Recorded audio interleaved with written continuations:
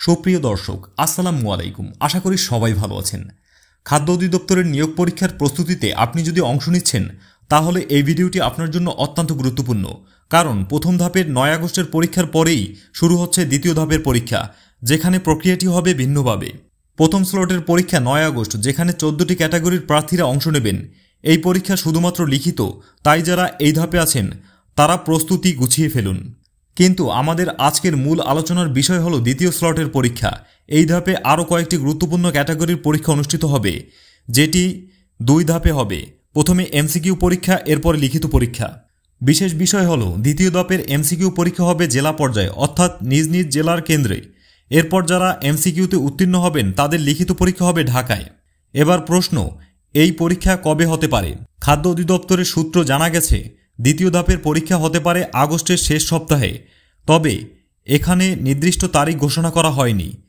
তবে আসার কথা 9 আগস্টের পরীক্ষার পরপরই খাদ্য অধিদপ্তর থেকে দ্বিতীয় ধাপের পরীক্ষার সময়সূচি ও কেন্দ্রের নোটিশ প্রকাশ করা হবে।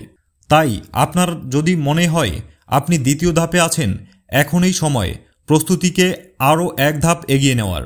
মনে রাখবেন, দ্বিতীয় স্লটের প্রার্থীর সংখ্যা অনেক বেশি, প্রতিযোগিতা হবে কঠিন। তাই শুধু এমসিকিউ নয়, লিখিত পরীক্ষার জন্য এখন থেকেই সমানভাবে প্রস্তুত হতে হবে।